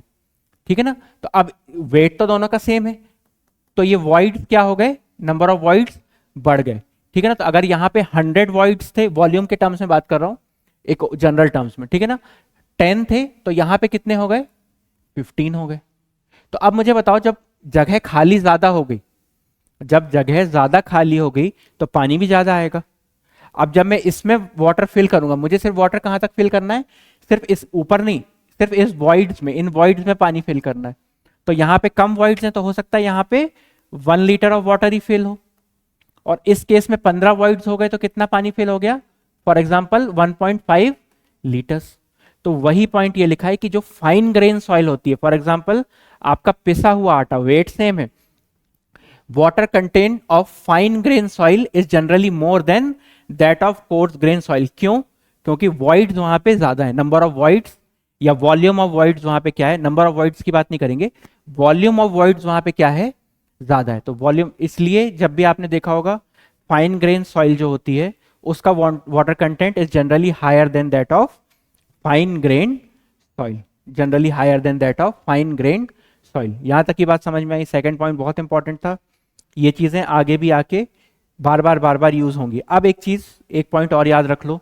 अब यहाँ पे ये तो हो गई समझाने की बात, ठीक है ना। अब आपको एग्जाम में कंफ्यूजन ना हो, उसके लिए आपको इसको कैसे याद रखना है, बिल्कुल सिंपल तरीका बता देता हूं। एक सिंपल तरीका बता देता हूं। सब कुछ, जितनी भी चीज, दो ही तरीके की सॉइल है। एक है fine grain soil, fine grained soil, और दूसरा है हमारा कोर्स ग्रेन्ड सॉइल, ठीक है ना। सब कुछ फाइन ग्रेन्ड सॉइल का ज्यादा होता है, चाहे आप वाटर कंटेंट की बात करो, वॉइड रेशियो की बात करो, पोरोसिटी की बात करो, सब कुछ किसका ज्यादा होगा, फाइन ग्रेन सॉइल का। मेरी ये बात हमेशा दिमाग में बैठा लेना, कभी एग्जाम में गलती नहीं होगी। सब कुछ किसका ज्यादा होता है, फाइन ग्रेन सॉइल का, एक्सेप्ट परमेबिलिटी, ठीक है ना। परमेबिलिटी किसकी ज्यादा होती है, वो होती है कोर्स ग्रेन सॉइल की ज्यादा। अब वो क्यों होती है वो हम आगे बात करेंगे। आपको एक लाइन मैंने बोल दी, यही इंपॉर्टेंट है। सब कुछ फाइन ग्रेन सॉइल का ज्यादा होता है एक्सेप्ट परमेबिलिटी। वो साइज ऑफ इंटरकनेक्टिंग वॉइड्स उसमें ज्यादा होते हैं, वो भी मैं आपको अभी मतलब इसके बाद समझा दूंगा, इस लाइन के बाद। आपको एक चीज बिल्कुल दिमाग में बैठा के रखना है कि सब कुछ फाइन ग्रेन सॉइल का ज्यादा होता है एक्सेप्ट परमेबिलिटी। परमेबिलिटी किसकी ज्यादा होगी, कोर्स ग्रेन सॉइल की। अब परमेबिलिटी, जो लोग सॉइल मैकेनिक्स पढ़ चुके हैं उनको तो पता है, पर परमेबिलिटी का मतलब अभी आप सिर्फ इतना समझ लो कि कितने इजीली सॉइल के बीच से पानी मूव करके दूसरी तरफ जा पा रहा है, या ऊपर से हमने डाला तो कितने नीचे इजीली पहुंच पाया। अब इसको समझते हैं, ठीक है ना। अभी आएंगी ये चीजें आगे, पर फिर भी मैं आपको यहीं पे समझा रहा हूं, ठीक है ना। मैंने आपको क्या लाइन बोली कि सब कुछ फाइन ग्रेन सॉइल का ज्यादा होता है एक्सेप्ट परमेबिलिटी। अब आपको प्रैक्टिकल एग्जांपल समझा देते हैं। आप अपने घर में दो ग्लास लेना, एक ग्लास में आपके पास व्हीट फिल करना और दूसरे में आप व्हीट फ्लोर फिल करना, ठीक है ना। एक साइड में आपके पास व्हीट है और दूसरे में आटा है, ठीक है ना। एक में गेहूं है, एक में आटा है। अब सेम अमाउंट ऑफ वाटर लेके आना, गेहूं में पानी डालना, और उतना ही पानी आप किस पे डालोगे, अपने किस में डालोगे आप, आटे पे। तो आप मुझे खुद ही बताओगे कि मान के चलो ट्रांसपेरेंट ग्लास है ना, हमारा ग्लास ट्रांसपेरेंट है, तो आपको बॉटम में किस में पहले पानी दिखेगा, जो व्हीट होगा उसमें पानी नीचे जल्दी पहुंच जाएगा। क्यों पहुंच पा रहा है, क्योंकि परमेबिलिटी ज्यादा है। क्यों पहुंच पा रहा है, परमेबिलिटी ज्यादा है। क्यों, जो फाइन सॉइल होती है, एक में आपके यहां पे क्या था, मैंने क्या कहा, एक में व्हीट है और एक में व्हीट फ्लोर है, ठीक है ना। दोनों में आपने सेम अमाउंट ऑफ वाटर डाला, तो इसके बॉटम पे पानी जल्दी पहुंचेगा, इसके बॉटम पे वाटर ज्यादा जल्दी पहुंचेगा। क्यों, नंबर ऑफ वॉइड्स इसमें ज्यादा है, पानी इसमें ज्यादा आएगा, पानी इसमें ज्यादा आएगा जो फाइन है। वाटर कंटेंट इसका हाई होगा, वाटर कंटेंट इसका हाई होगा, और वाटर कंटेंट इसका लो होगा। पर ये पानी बॉटम में कहां जल्दी पहुंचेगा, वो पहुंचेगा आपका वेट में। क्यों, क्योंकि नंबर ऑफ वॉइड्स इसमें बहुत सारे हैं, पर इसमें साइज ऑफ इंटरकनेक्टिंग वॉइड्स बड़े बड़े हैं। इसमें साइज ऑफ इंटरकनेक्टिंग वॉइड्स बड़े बड़े है, तो इसमें जो ये वाटर है ये इजीली मूव करके कहां पहुंच जाता है, बॉटम में। तो आपको मेरी बात समझ में आई कि सब कुछ, अब आप मेरी लाइन ध्यान रखना, सब कुछ फाइन ग्रेन सॉइल का ज्यादा होता है except permeability. Permeability coarse grain soil की ज्यादा क्यों होती है, क्योंकि साइज ऑफ इंटरकनेक्टिंग वॉइड्स क्या है, ज्यादा है, मतलब बड़े बड़े साइज के, ठीक है ना। साइज बड़े बड़े हैं, ठीक है ना। यहाँ छोटे छोटे थे पर नंबर ज्यादा था और वॉल्यूम भी ज्यादा है इसका, पर पानी यहाँ ज्यादा आएगा, पर पानी बॉटम में कहां जल्दी पहुंचेगा, वो पहुंचेगा कोर्स ग्रेन सॉइल के केस में। आप अपने घर पे ही एग्जांपल ले सकते हो। आपने वो रेत, बिहार में जिसको बालू बोलते हैं, ठीक है ना, वो रेत होती है जिससे कंस्ट्रक्शन वर्क होता है, ठीक है ना। रिवर के पास से जो सैंड लेके आते हैं उससे कंस्ट्रक्शन वर्क होता है। उसमें जो पानी होगा, अगर वो बिल्कुल ड्राई है, आप उसमें पानी डालोगे, और आपके घर में जिस ब्लैक सॉइल में आप अपने घर पे पेड़ पौधे लगाते हो, दोनों को एक अलग अलग जार में ले लिया।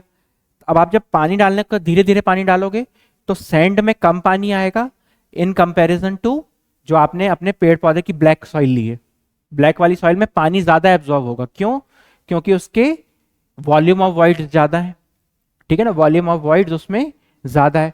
पर बॉटम में पानी कहां जल्दी पहुंचेगा? वो सैंड के केस में, वो सैंड के केस में बॉटम में जल्दी पानी पहुंचेगा और क्ले के केस में नहीं पहुंचेगा। अब इसका एक और प्रैक्टिकल एग्जांपल ले लेते हैं हम।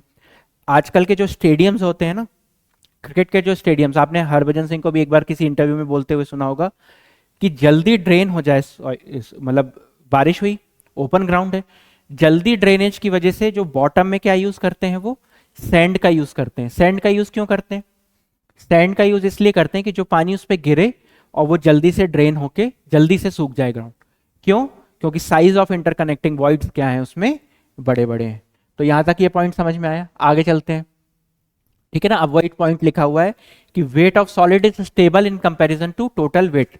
सेम बात है, वेट ऑफ सॉलिड अभी मैंने आपको बताया ये ज्यादा स्टेबल है when it is compared to total weight. ये ज्यादा स्टेबल है और ये लेस स्टेबल है। क्यों लेस स्टेबल है? दो दो तीन तीन बार बता दिया, क्योंकि इसका water content, wait of water plus wait of solid है, ये चेंज होता रहता है, ये वेरिएबल है, ठीक है ना। तो ये लेस स्टेबल है, सेम पॉइंट लिखा है। Weight of solid is stable in comparison to total weight of the soil as it does not change with change in weight of water, hence significance of small w is more than that of w dash, ठीक है। पहला हो गया आपका water content. आगे चलते हैं, next आ गया आपका वॉइड रेशियो, ये सेकंड था। वाटर कंटेंट हमने यहां पे कंप्लीट कर लिया। नेक्स्ट है आपका वॉइड रेशियो। वॉइड रेशियो क्या होता है? वॉइड रेशियो को हम किससे रिप्रेजेंट करेंगे? ई से, ठीक है ना। अब वॉइड रेशियो का फॉर्मूला क्या होता है? E equals to volume of voids to the volume of solids. किसके कंपैरिजन में बात कर रहे हैं? वॉल्यूम ऑफ सॉलिड्स के कंपैरिजन में बात करें तो ई बता क्या रहा है? ई बता क्या रहा है कि सॉइल में कितने वॉल्यूम ऑफ वॉइड्स हैं, ठीक है ना। दोनों ही, वॉइड रेशियो और पोरोसिटी भी इसके बाद आने वाला, दोनों क्या बताता है? सॉइल में कितने वॉल्यूम ऑफ वॉइड्स। तो ratio of volume of voids to the volume of solid in a material. अब यहां पे मटेरियल हमारा क्या है? सॉइल है। मटेरियल हमारे यहां पे क्या है? सॉइल है। It use to describe the amount of open space in soil. भाई वॉल्यूम ऑफ वॉइड्स क्या है? अगर ये कोई थ्री फेज सिस्टम है, मैंने कहा ये टोटल क्या है?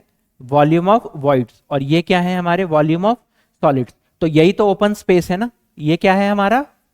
Open space. ये क्या है हमारा? Open space. तो इसी को तो बता रहा है ई कि इसके कंपैरिजन में total volume of voids percentage में कितना है। अगर टोटल वॉल्यूम वी ले लेंगे तो उसमें ये कितना है और ये कितना है। क्लियर हुई बात? समझ में आया? तो it use to describe the amount of open space in a soil, rock and other porous material. कुछ भी हो सकता है, रॉक्स में भी बता सकता है और अदर, पर हमारे लिए मेनली यहाँ पे कंसर्न क्या है? सॉइल की बात हो रही है, ठीक है ना। तो फॉर्मूला क्या है? Equals to volume of voids to the volume of solids. वही लिखा है यहाँ पे, वॉल्यूम ऑफ वॉइड्स को यहाँ पे पी से रिप्रेजेंट किया है, आप वी से भी कर सकते हो। Volume of voids to the volume of solids equals to volume of voids to the volume of solids, ठीक है ना। नेक्स्ट आगे चलते हैं। अब एक बहुत इंपॉर्टेंट पॉइंट आपको ध्यान रखना है कि कोई भी सॉइल हो, कोई भी सॉइल हो, है ना, आपने देखा होगा, मान के चलो स्टील का एग्जांपल ले लेते हैं, आपके पास स्टील की रॉड है, ठीक है ना, उसमें हो सकता है बिल्कुल जीरो कंटेंट एयर हो, है ना, 100% एयर रिमूव हो गई जब आपने उसको गर्म करके उसको रॉड के फॉर्म में कन्वर्ट किया आयरन को, ठीक है ना। आरसीसी के फॉर्म में, जब आरसीसी में हम कंक्रीट से में वो रेनफोर्समेंट यूज करते हैं, उसको आपने सॉलिड किया तो आपने एयर कंटेंट को 100% जीरो कर दिया। तो किसी और केस में तो एयर कंटेंट आपका क्या हो सकता है?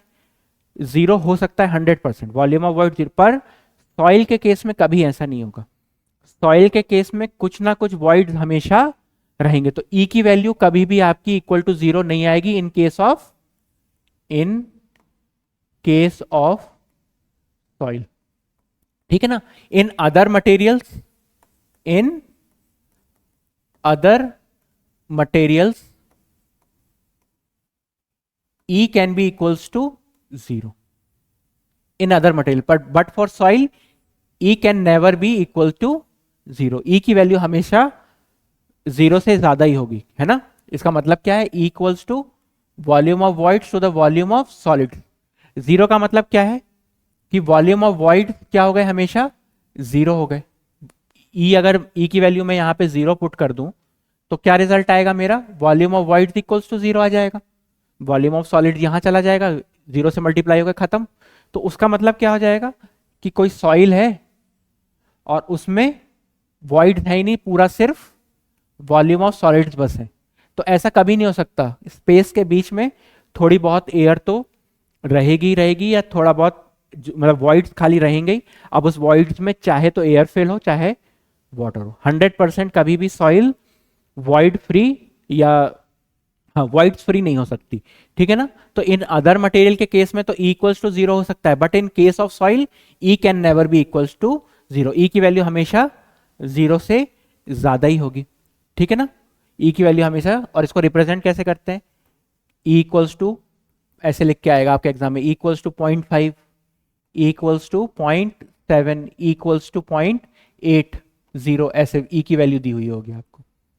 ठीक है ना. Volume of voids for any, अब वो सेम पॉइंट नीचे लिखा हुआ है जो मैंने अभी आपको एक्सप्लेन किया. Volume of voids for any other material could be 0 but not for soil mass, but not for soil mass. Soil mass के लिए नहीं हो सकता E equals to 0. Generally E is expressed in decimal fractions. कैसे represent करते हैं हम इसको, डेसिमल फ्रैक्शन के फॉर्म में, डेसिमल फ्रैक्शन के फॉर्म में. आगे चलते हैं. सेम ही लाइन लिख के आगे क्या, चलो कोई बात नहीं, सेम स्लाइड आ गई. ठीक है ना. अब हमने E की बात कर ली, अब हम बात करेंगे N की. ठीक है ना. अब देखना डिफरेंस क्या है. दोनों चीजें ही मैंने बार बार रिपीट कर रहा हूं, सेम पॉइंट. वॉइड रेशो भी और पोरोसिटी दोनों क्या रिप्रेजेंट कर रहे हैं, वॉल्यूम ऑफ वॉइड. सॉइल में वॉल्यूम ऑफ वॉइड, पर N का फॉर्मूला, पोरोसिटी का फॉर्मूला क्या है, पोरोसिटी का फॉर्मूला क्या है, volume of void in total volume. क्या फॉर्मूले में डिफरेंस है, सिर्फ वॉल्यूम ऑफ वॉइड थी, एन है, ईटा नहीं है. वो ईटा का जैसे लग रहा है, ये this is N. N equals to volume of voids to the total volume. अब देखो यहाँ पे क्या डिफरेंस आया, ये मैंने 3 फेज सिस्टम बनाया था, यहाँ पे था वॉल्यूम ऑफ सॉलिड, ये थी वॉल्यूम ऑफ वाटर और ये थी वॉल्यूम ऑफ एयर. ठीक है ना. तो यहाँ पे और ये दोनों को कंबाइन करके हम क्या बोलते हैं, वॉल्यूम ऑफ वॉइड. ठीक है ना. और इस पूरे को क्या बोलेंगे, यहां से यहां तक को क्या बोलेंगे, इसको बोलते हैं हम टोटल वॉल्यूम. इस पूरे को क्या बोल रहे हैं हम, टोटल वॉल्यूम. तो जब एन की बात करेंगे, पोरोसिटी की बात करेंगे, तो कैसे रिप्रेजेंट कर रहे हैं हम, N equals to volume of voids, मतलब ये और ये डिवाइडेड बाय टोटल वॉल्यूम. और जब वॉइड रेशियो की बात कर रहे थे तो कैसे बात कर रहे थे, volume of voids, volume of voids मतलब ये और ये divided by volume of solid, divided bye सिर्फ ये थर्ड वाला वॉल्यूम ऑफ सॉलिड्स. बस इतना ही डिफरेंस है. दोनों ही क्या रिप्रेजेंट कर रहे हैं कि कितने वॉल्यूम ऑफ वॉइड. हम किस लिए यूज करते हैं पोरोसिटी का और वॉइड रेशियो का, कि हमें पता चल जाए कि कितना परसेंटेज किसका है, जो सॉइल है उसमें कितने वॉइड्स हैं, जो सॉइल है उसमें कितने वॉइड्स. ठीक है ना. चलिए अब क्या लिखा हुआ है इसको भी पढ़ लेते हैं. A measurement of the voids or empty spaces of a material and is defined as the ratio between the volume of voids and the total volume and the total. तो volume of, सिर्फ इतना difference आपको समझना है. अब हम क्या करेंगे, इन दोनों के बीच में हमको रिलेशन निकालना है. किसके बीच में, n रिलेशन बिटवीन. अब हमें किसके बीच में निकालना है, relation between n and void ratio और पोरोसिटी के बीच में हमको रिलेशन हम अभी आगे निकालेंगे. यहां तक आपको बात समझ में आई. आगे बढ़ते हैं. नेक्स्ट फॉर्मूला क्या है, volume of voids to the total volume. ठीक है ना. यहां पे इसलिए टी से रिप्रेजेंट कर दिया है. ये जो आप है इसको इससे रिप्रेजेंट ना करके एन से रिप्रेजेंट करेंगे. N equals to volume of voids to the total volume, volume of voids to the total volume. ठीक है ना. यहां पे भी मैं इसको क्या करता हूं, एन कर देता हूं. पाई से भी रिप्रेजेंट कर सकते हैं पर ज़रूरत नहीं है। ठीक है, यहाँ तक की आपको बातें समझ में आई। अब हम आगे बढ़ेंगे नेक्स्ट। ठीक है, अब जो सेम बात, दोनों चीज़ें सेम स्लाइड में भी वही लिखा हुआ है कि दोनों चीज़ें सेम चीज़ रिप्रेजेंट कर रही है। ओनली डिफरेंस इज कि एक हम टोटल वॉल्यूम के टर्म्स में बात कर रहे हैं और एक हम वॉल्यूम ऑफ सॉलिड्स के टर्म्स में बात कर रहे हैं। अब मैं इतनी बार ये चीज़ बोल चुका हूँ, अब आपके दिमाग में पहले से ही है कि जो वॉल्यूम ऑफ सॉलिड्स होते हैं, जैसे वेट ऑफ सॉलिड ज़्यादा स्टेबल था, ठीक है ना, वैसे ही वॉल्यूम ऑफ सॉलिड ज़्यादा स्टेबल है, क्योंकि ना तो वॉल्यूम ऑफ सॉलिड चेंज होती है ना तो वेट ऑफ सॉलिड चेंज होते हैं। तो इसलिए अगर आपसे कोई पूछे, जैसे मैंने अभी पूछा था आपसे कि W और W डैश के टर्म्स में ज़्यादा स्टेबल कौन सा है, ये ज़्यादा स्टेबल है, या आप प्रेफरेंस किसको दोगे, वाटर कंटेंट को। सेम यहाँ भी है, अगर E और N के बीच में आपसे कोई कंपैरिजन करने बोले तो ज़्यादा स्टेबल कौन है, E। क्यों, क्योंकि यहाँ पे हम किसके टर्म्स में बात करते हैं, वॉल्यूम ऑफ सॉलिड के टर्म्स में बात करते हैं। सिंपल चीज़ है बिल्कुल, ठीक है ना। तो क्या लिखा है यहाँ पे, both E and N represents volume of voids in a soil mass, but void ratio is more significant as it represents volume of voids to volume of solids, जो बात मैं बार बार रिपीट कर रहा हूं, ratio, and volume of solid is more stable than total volume of soil, total volume of soil। अब ऐसा क्यों हो रहा है, पहली वाले में मैंने आपको बताया था कि वाटर कंटेंट चेंज होता रहता है तो इसलिए वेट चेंज होगा। देखो इसको भी आप यहाँ पे समझ लो, पहले वाले में मैंने क्या कहा था, एक है टोटल वेट, तो टोटल वेट में क्या क्या चीज है, weight of water plus wait of solid, ये चेंज होता रहता है, ठीक है ना। वेट ऑफ एयर तो जीरो है, तो इससे तो हमें कुछ लेना देना नहीं है, ठीक है ना। तो इसलिए हमने कहा था कि हम किसके टर्म्स में बात करते हैं, वेट ऑफ सॉलिड के टर्म्स में। नेक्स्ट, अगर हम टोटल वॉल्यूम की बात कर रहे हैं तो यहाँ पे क्या जाएगा, volume of air plus volume of water plus volume of solid. अब इसमें क्या चेंज होता रहेगा, अगर वाटर कंटेंट चेंज हुआ वहां पे तो उसका वॉल्यूम भी चेंज होता रहेगा वाटर का, तो ये भी अनस्टेबल है। और अगर एयर और फिर अगर ये चेंज होगा, क्योंकि इन दोनों को हम कंबाइन क्या बोल रहे हैं, वॉल्यूम ऑफ वॉइड, तो ये चेंज होगा तो ये भी चेंज होगा, तो ये पूरा का पूरा टर्म कैसा हो गया, अनस्टेबल हो गया। इसलिए हम किसको ज्यादा स्टेबल मानते हैं, वॉल्यूम ऑफ सॉलिड्स को। तो जो भी चीज वेट ऑफ सॉलिड के टर्म्स में या वॉल्यूम ऑफ सॉलिड के टर्म्स में रिप्रेजेंट करेगी वो ज्यादा स्टेबल है in comparison to weight of solid और वो टोटल वेट या फिर टोटल वॉल्यूम के कंपैरिजन में, ठीक है ना। चलिए नेक्स्ट स्लाइड की तरफ चलते हैं। नेक्स्ट चलते हैं, डिग्री ऑफ सैचुरेशन, रिलेशनशिप यहाँ पे ही करने की, चलो एक काम करते हैं, दोनों E और N के बीच में रिलेशनशिप यही निकाल लेते हैं। हाँ, एक पॉइंट और रह गया आपके लिए यहाँ पे समझने, पहले तो हमने बात कर ली कि E कहाँ से कहाँ तक वेरी करता है, ठीक है ना। E कहाँ से कहाँ तक वेरी कर रहा है वो हम पहले ही समझ चुके हैं, ठीक है ना। E की वैल्यू सॉइल के टर्म्स में, पहले E की बात कर लेते हैं, वैसे मैं समझा चुका हूँ पर फिर मेरी आदत है बार बार रिपीट करने की, ठीक है ना। ठीक है ना, E को मैंने क्या कहा था, can never be equals to zero for soil only, ठीक है ना। और E की value greater than equal to zero रहेगी, सॉरी ग्रेटर देन जीरो रहेगी हमेशा। E की value is always greater than zero, ठीक है ना। अब पोरोसिटी की रेंज की बात करूं अगर मैं, तो अगर मैं पोरोसिटी की बात करूं तो मैंने पीछे की स्लाइड में भी गलत लिख दिया है क्या, एक सेकेंड रुकिए, हाँ ये सही लिखा है, वही मुझे लग रहा था गलत लिख दिया, ठीक है ना। क्या है, पीछे की स्लाइड में सही है, E की वैल्यू कभी जीरो नहीं होगी और E की वैल्यू हमेशा ग्रेटर देन जीरो रहेगी, ये तो हो गई आपकी पहली बात।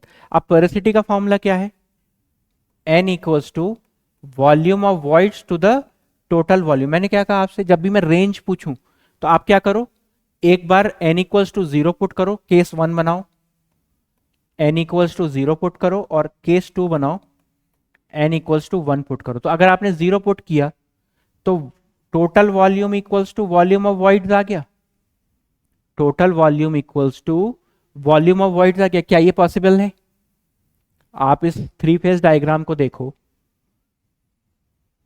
ठीक है, ये थ्री फेज डायग्राम था आपका, यहाँ पे सॉलिड्स थे, यहाँ पे वाटर था और यहाँ पे एयर थी। तो क्या आप volume, total volume volume of voids के बराबर हो जाएगी?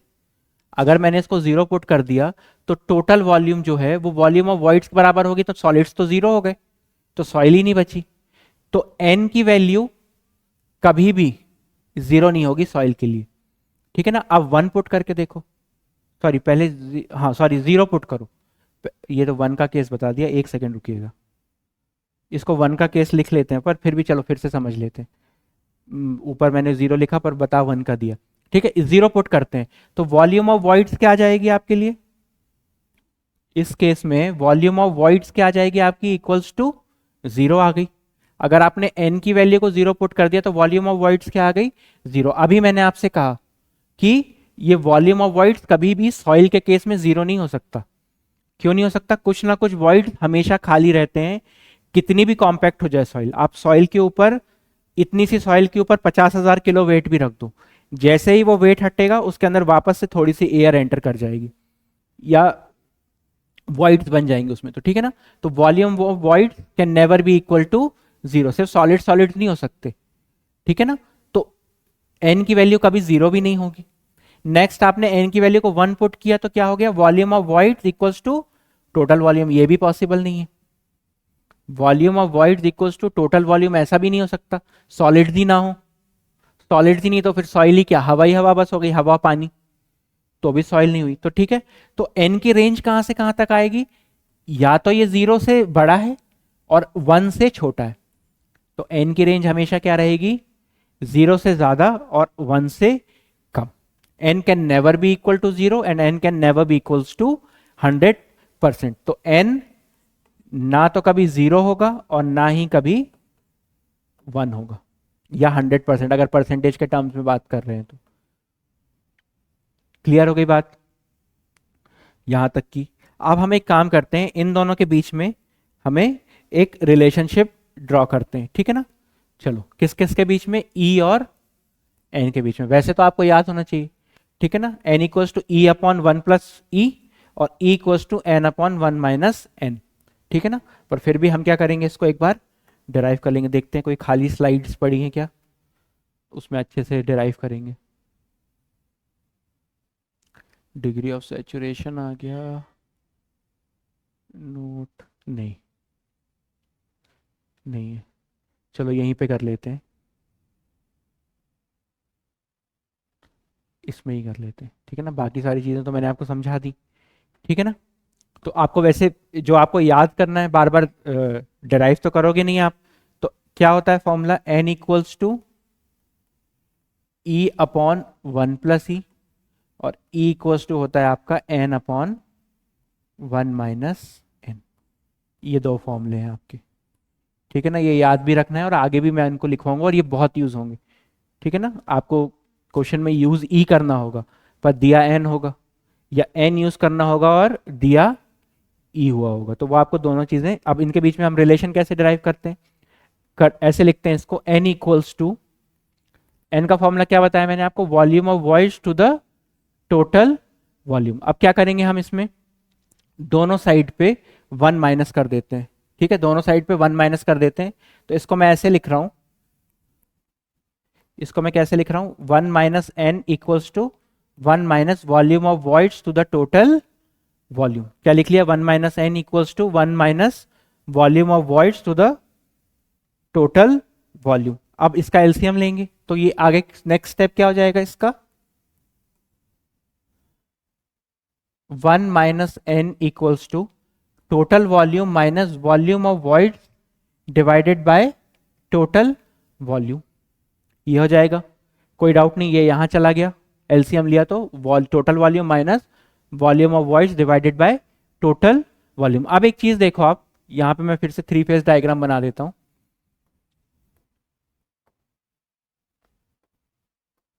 मैंने क्या कहा? ये टोटल वॉल्यूम है आपका, ठीक है ना, और ये दोनों मिला के क्या है आपके? Volume of void.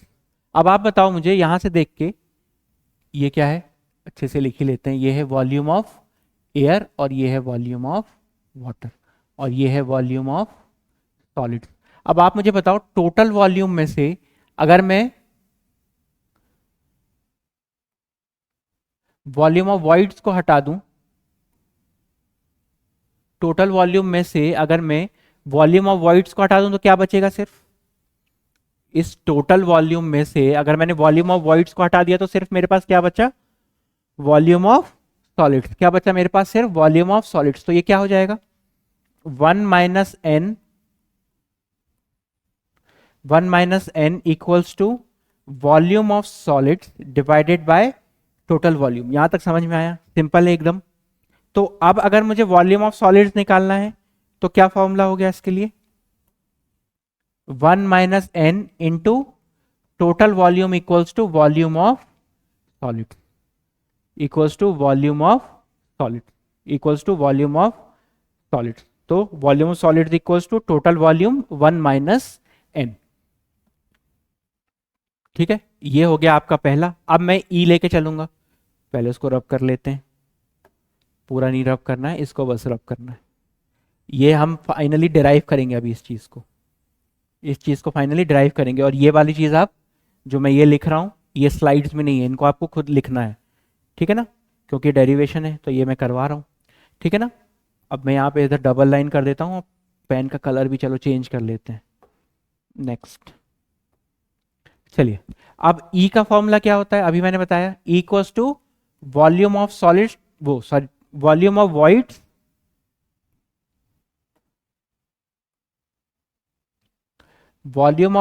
To the volume of solids. इसमें भी सेम करते हैं, दोनों साइड +1 कर लेते हैं। पहले वाले में -1, इसमें +1। 1 + E equals to 1 + volume of voids to the volume of solids. अब फिर यहां पे भी सेम क्या करेंगे? हम एलसीएम ले लेंगे। तो ये क्या हो जाएगा? Volume of solid plus volume of voids divided by volume of solid equals to कितना है? 1 + E। अब आप मुझे बताओ, volume of solid plus volume of void equals to total volume के बराबर है। पिछली बार हम इससे इसको माइनस कर रहे थे तो ये बच रहा था। इस बार हम इस पे इसको ऐड कर रहे हैं तो total volume of solids plus volume of void equals to total volume. तो यहां पे मैं कैपिटल वी लिख सकता हूं। तो ये क्या हो जाएगा मेरा अगले स्टेप में? 1 + E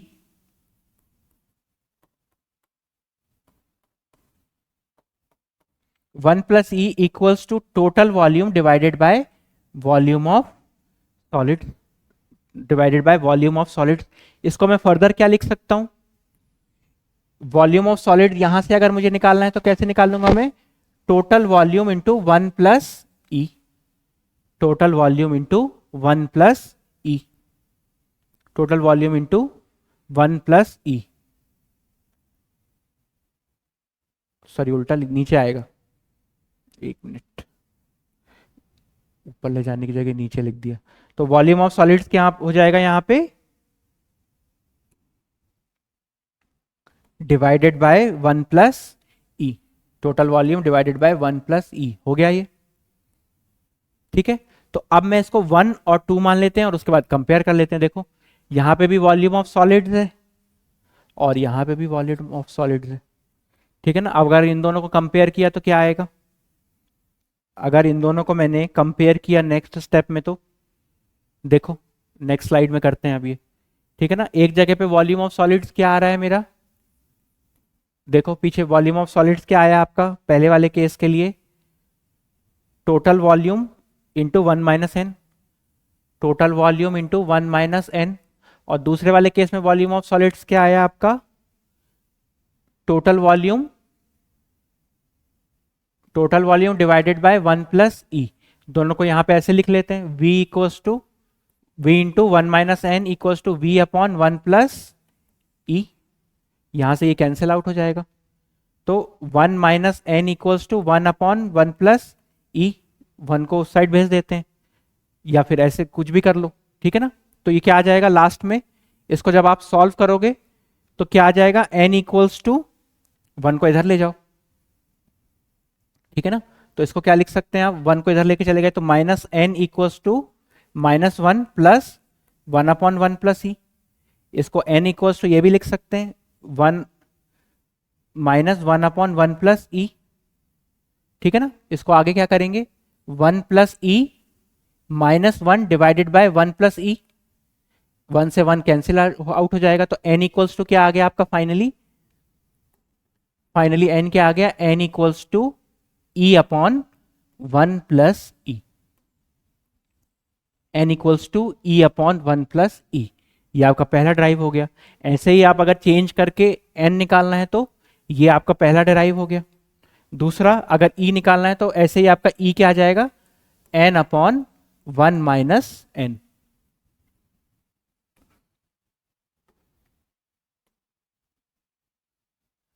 वन माइनस एन, ठीक है ना।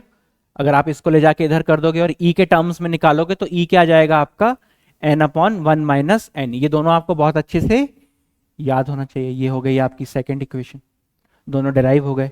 n equals to E upon 1 plus ई और e equals to n upon 1 minus n. बिल्कुल ईजी है, कुछ भी टफ नहीं है, याद रखना। अब मैं इसको रब भी नहीं करूंगा, यहां से हमने स्टार्ट किया है, ठीक है ना। स्टार्ट, ये 1 है, फिर 2 है, यहाँ पे हमने पहली इक्वेशन का यूज किया, फिर उसके बाद जब यहाँ पे आए तो दूसरी इक्वेशन का यूज किया, और ये हमारा फोर्थ है। 1 2 3 4, और उसके बाद हम नेक्स्ट स्लाइड में हमने यहाँ से 5 से स्टार्ट करके इसको फाइनली यहाँ पे डिराइव कर लिया। ये 1 हो गया और वो 2 हो गया। ये फॉर्मूला था, इसको लिखा है, पर मैं रब नहीं कर रहा हूँ क्योंकि मैंने अलग से एक स्लाइड नहीं ऐड करी थी, पहले करी थी, लगता है उसमें कुछ ये फोटो वगैरह या कुछ डाल दिया है उसमें, तो वो दिख नहीं रहा है, ठीक है ना। चलो, यहाँ तक चीज़ें आपको समझ में आई, आगे चलते हैं हम, ठीक है। ये चीज़ मैं आपको पहले ही समझा चुका हूँ, ठीक है ना। डिग्री ऑफ सैचुरेशन, चलो अब यहाँ पे सेशन को एंड करते हैं। अब आपने क्या क्या पढ़ लिया, पोरोसिटी हो गया और वॉइड रेशियो, वाटर कंटेंट। अब डिग्री ऑफ सैचुरेशन और आपका void ratio. Degree of saturation air content, percentage air content, और उसके बाद डेंसिटी, ठीक है ना। यूनिट वेट एंड डेंसिटी कल की क्लास में करेंगे। यहाँ पे सेशन को एंड करते हैं, और आपको कोई भी डाउट्स हो तो आप पूछ सकते हैं, ठीक है ना। एक एक करके हम रिप्लाई करके सबके आंसर्स करेंगे, ठीक है ना। कहीं पे भी कोई भी डाउट है, और हो सकता है मैंने कहीं कोई गलती की हो, अगर करी है तो वो भी हम सही करेंगे, ठीक है ना। आपको अगर कुछ भी समझ में नहीं आ रहा है तो आप उस चीज़ को पूछ सकते हैं। चलिए, इसी के साथ सेशन को एंड करते हैं, बाकी का कल कंप्लीट करेंगे, ठीक है ना। Thank you.